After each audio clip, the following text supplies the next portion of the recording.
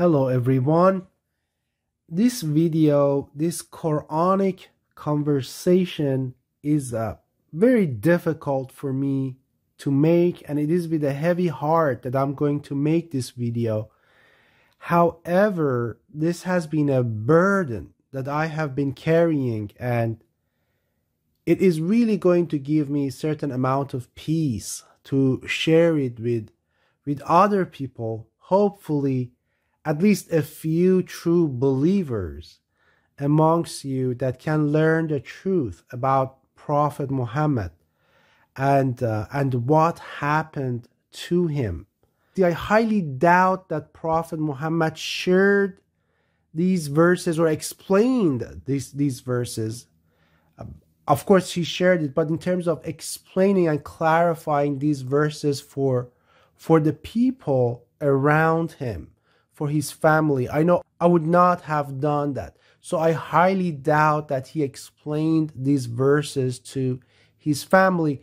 So again, this is something that you hear from me by Allah's permission for the first time in 1400 years. So without further ado, verse number 114 of chapter 3 in the Quran. We went over this verse in another video when I compared the death of Prophet Muhammad in the Quran with the death of the Messiah or Jesus Christ in the Quran. However, I'm going to very quickly review this verse for you. I'm going to put the link to that video in the description, so please make sure you watch that. You're going to learn a lot. You have to watch that video, okay?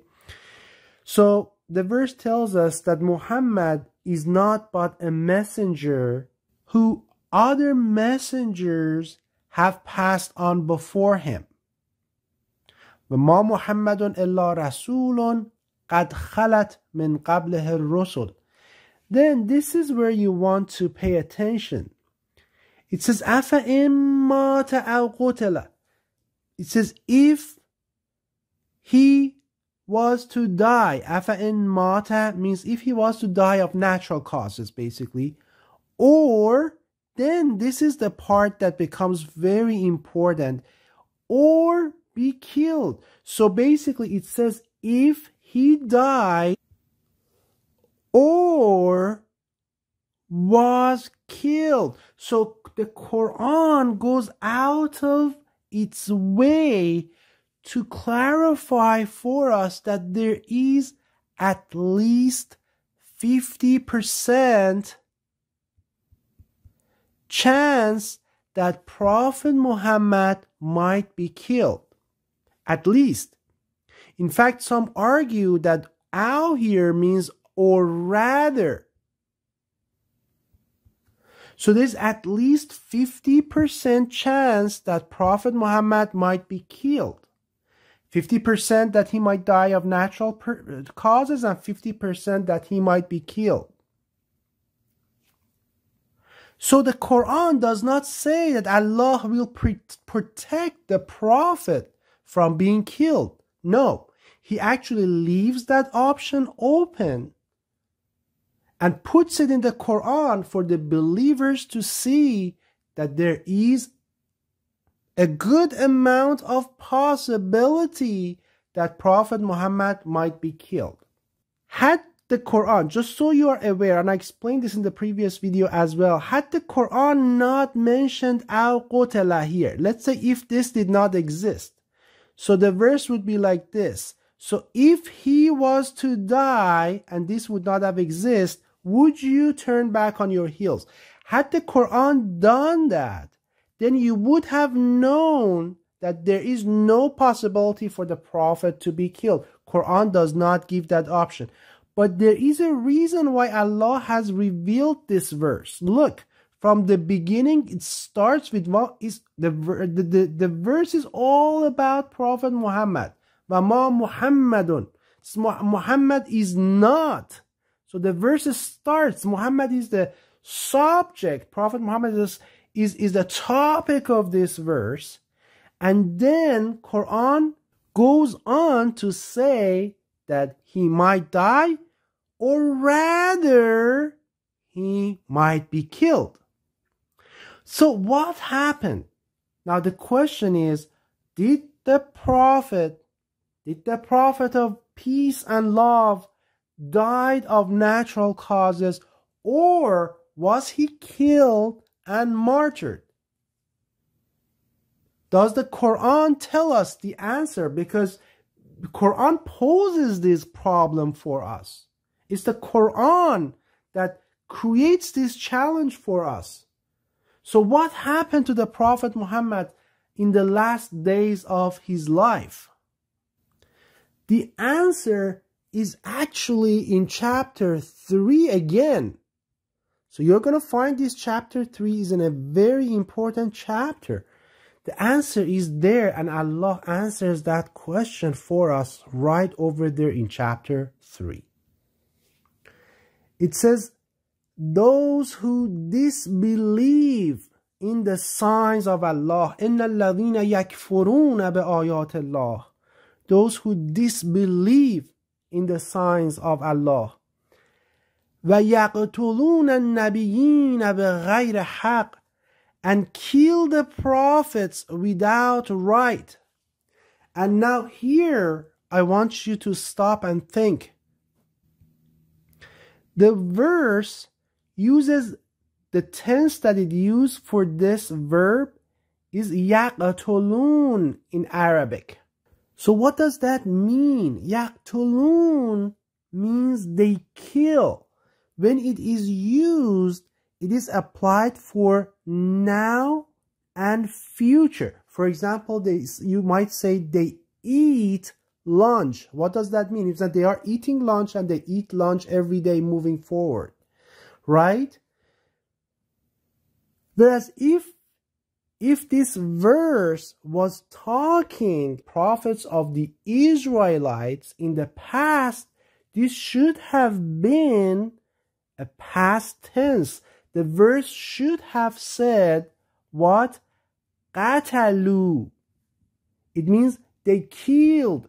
This should have said إِنَّ الَّذِينَ يَكْفُرُونَ بِآيَاتِ اللَّهِ وَقَتَلُوا النَّبِيِّينَ, and they killed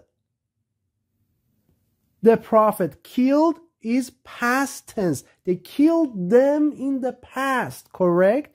Because the Prophet Muhammad, remember, is the last prophet, correct? What is Prophet Muhammad? Khatamun Nabiyyin, which means the last of the prophets. So Prophet Muhammad is Khatamun Nabiyyin, the last of prophets. He's the last prophet. So there's no prophet left for these people to kill, except for one prophet. Who is that prophet?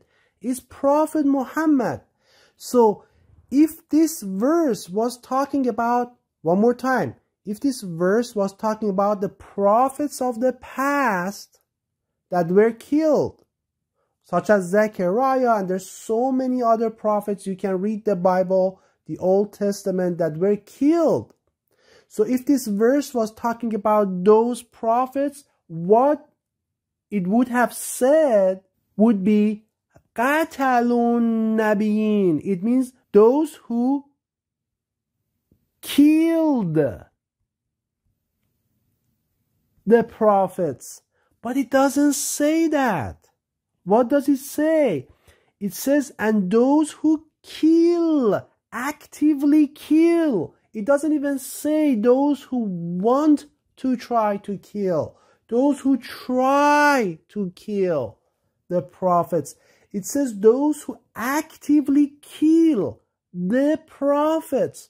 But remember, this verse is being revealed to Prophet Muhammad. So which prophet are they going to be killing now and in the future?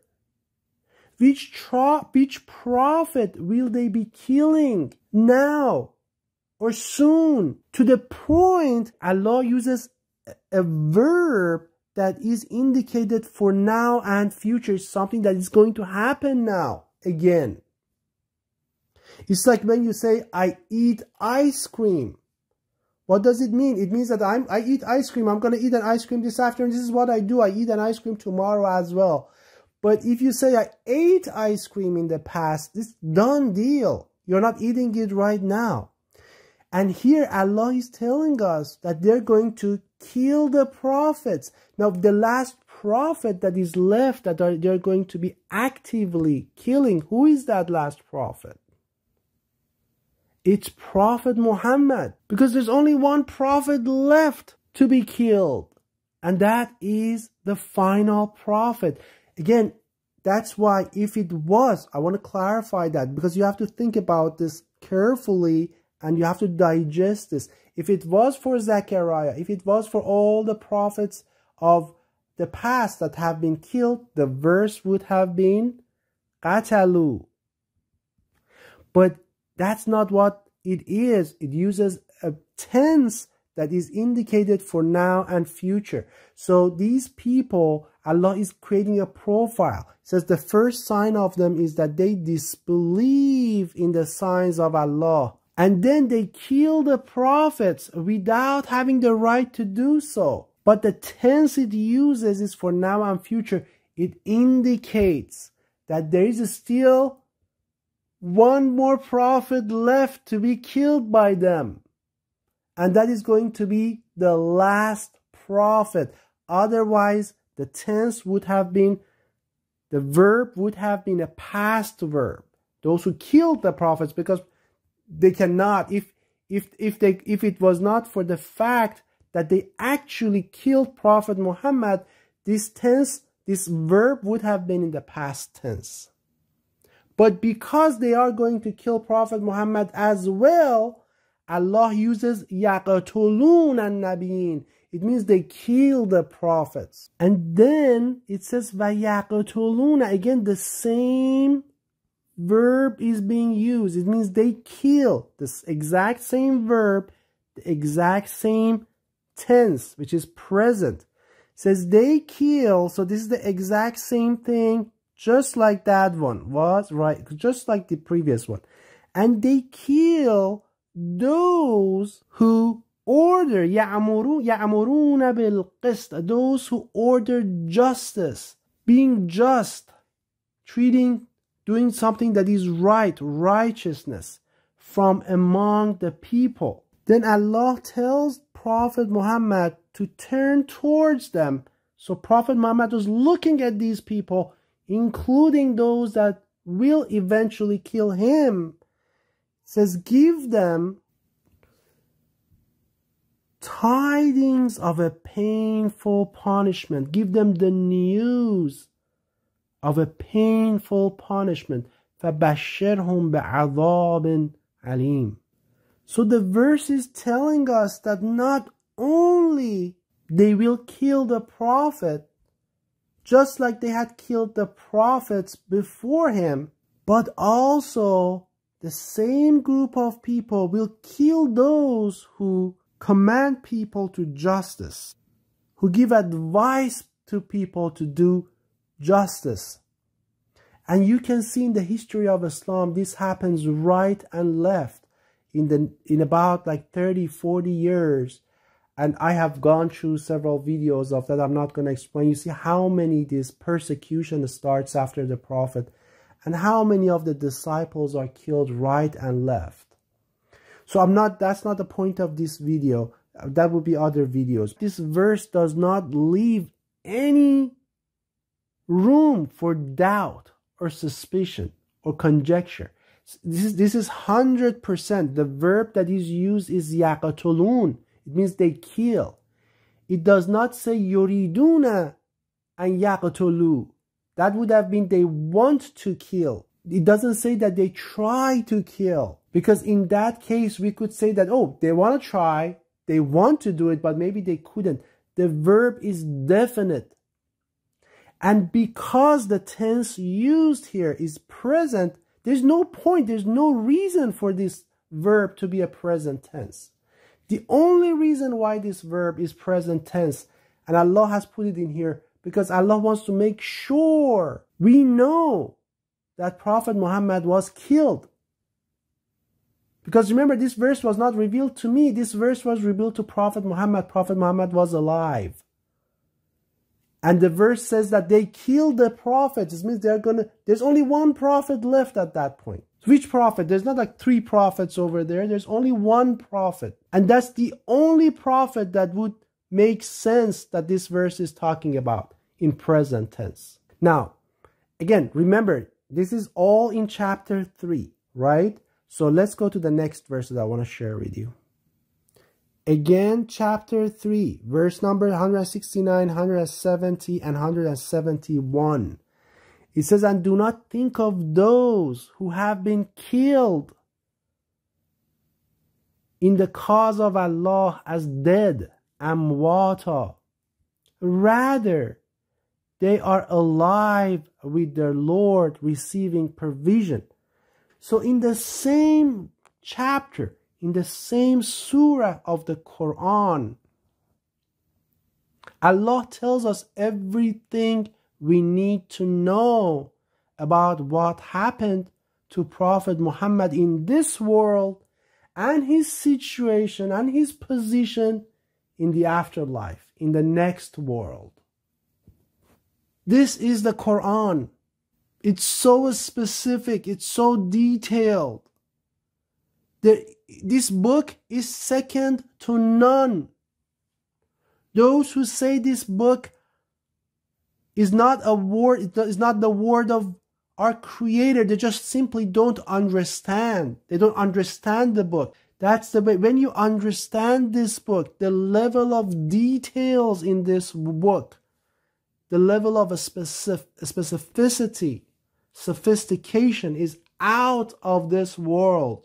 This book scares me, even though I love it. And it should. There is a verse in the Quran that says if he had revealed the Quran to a mountain, you would see this mountain cracked open, destroyed from the fear of Allah. Peace and blessings on all of you.